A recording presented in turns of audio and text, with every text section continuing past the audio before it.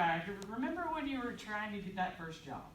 You know, remember how hard it was. You didn't realize what you wanted to do, wasn't for sure which way you were going to go. Still don't know. That's right. Still trying to figure it out. Okay. Well, kind of what we do in employment services is I get the pleasure of working with clients who come through a state-funded VR, it's called Vocational Rehabilitation Agency, and vocational rehabilitation allows them to do what we call discovery, which is a very awesome thing for them. Because we get to go out, we get to take these clients out, and we get to take them to what we call job shadowing, which is where they get to go and observe different jobs and try and figure out which one they like, which one they think they want to try. And then the next thing we get to go to is what we call a situational assessment. So on that, they get to try it hands-on to see, number one, if they're able to do it, and number two, if they're going to be able to have the stamina and, you know, the skills to be able to do that. So then we go into what we call like a work experience. The work experiences is where these clients get to try it like 2 or 3 weeks at a time.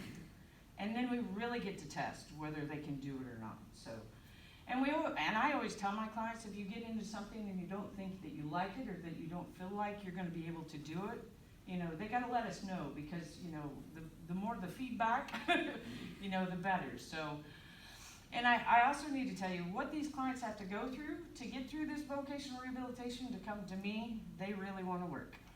I mean, they do. They really want to work. So if you guys have businesses or whatever, and will allow us just to come in and try, where they could try something, or even, you know, where they could, you know, work as, you know, like a day or so we can figure out, we could test their skills, you know, to find out whether or not they could do it or not. So that's kind of what along the lines of, and we're also, my awesome thing, we have what we call PREETS program, which is Pre-Employment Transition Services. And what that is we are currently working with 14 to 22 years students who are still in school, and we are basically doing the same thing with them, is that we are doing the discovery activities. We are getting them out there. We are getting them doing the job shadowing. We're doing the work experiences. We started a summer program, and we are running that out of 3 different locations. Here at Logansport High School, they are letting us use their vocational room, and we're starting the summer project. It starts at 9 o'clock in the morning, and we do till 3 o'clock in the afternoon. We're doing this 5 days a week with the students. And they get to go, we do a little bit of classroom time in the morning. We work on like soft skills, kind of, you know, getting ready for like resumes, and we work on, you know, what to say, what not to say to an employer. We work on phone etiquette. We work on all kinds of things with them. But in the afternoon, we make sure that they have an outing to where they can go and visit a business to see, you know, what it's like. Some of the places they've already visited, they've been to the city building. They've been to Ivy Tech. They've been to the airport here in town. And some of these kids, you know, are just thrilled, you know, to be able to go and see the different places and the different businesses. So we are running this out of Logansport. We have a Winnemac office, and we also have a Knox office. So we are, for our summer program, we are running this through 3 different offices or 3 different places. And like I said, the kids are just enjoying themselves. And we've got some really big outings that are planned. That we're going to go over to Wabash. They're going to get to see the paper mill over there, see how things run, you know. And we're going to try and get into some factories here in town, so they, you know, if they choose that path, they would be able to go that way. So that's our PREETS program. And then, like I said, with that, we are in several different schools. We have a wide range of schools that we are supporting. We are in the local schools, of course, Logansport, Pioneer, Rochester. Help me out here, Harrison. I'm trying to remember all of them. So with PREETS, we ended up covering about 12 counties. Yes. We're going as far north as St. Joseph County, which is where South Bend is on the border of Michigan. And then we're going all the way down here. We're going east, west. So we ended up with a massive district. We have a cooperation with Cardinal Services for that. So we're covering about half those. But we have a total of, I think we're serving 14 schools now with those 2 new intakes. And there's more opportunities for more schools to come on board in our district. The pre-ETS program is new to the state, so there are lots of changes going on as we figure out the program. So as we figure it out, we move the lines a little bit. We're encompassing more schools. We might have given a school away to another district and then taken another one we found was a little bit more centrally located for us. But the best part of the pre-ETS program is getting in the schools and figuring out what we can do that serves their students the best, because every school is going to have a different program. We find some already have vocational programs, and we can complement those programs. We find some have no vocational programs, and we give those students an opportunity to actually find out, if they're not on that course to college, what they might be able to do as careers through being able to do job experiences and internships. But we also can help them figure out, if they're going to college, what they might want to major in, where they might want to go. So there's so many opportunities that this provides students.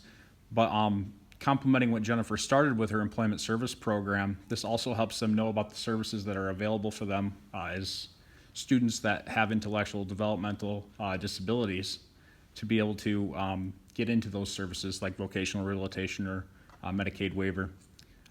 There are more than just those underlying intellectual developmental abilities that we serve, but as a service provider in our main campus here, that's kind of where we concentrate, so that's where I end up concentrating my speeches on.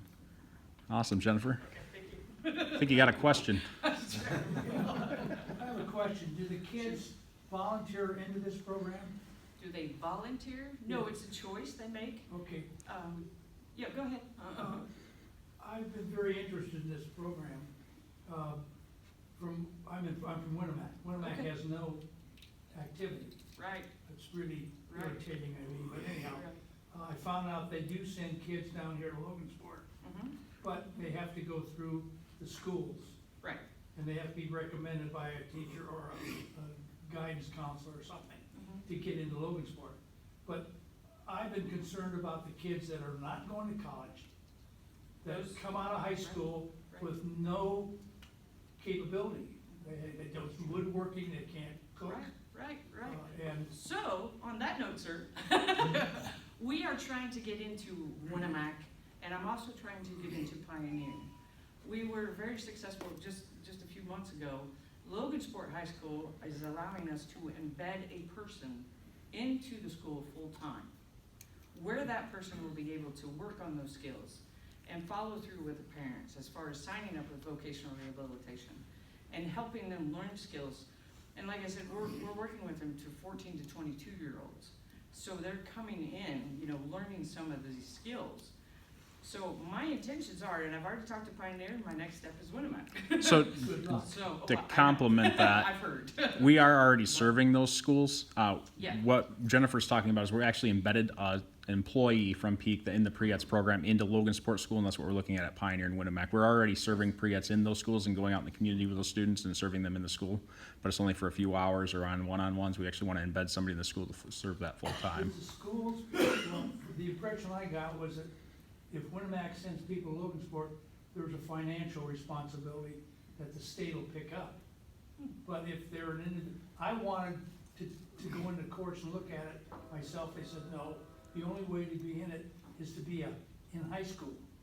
And it was, I thought, a great program here, but I couldn't didn't know how to start getting kids in here that were not recommended by a guidance counselor. So that's what. Well, what we are working with those students, if they have an IEP or a 504 plan, it's called, through the school, we are targeting those students. So What's it's this plan you're talking about? Is that the financial end? no. They're really with the financial. I don't see where you would have to. What is it you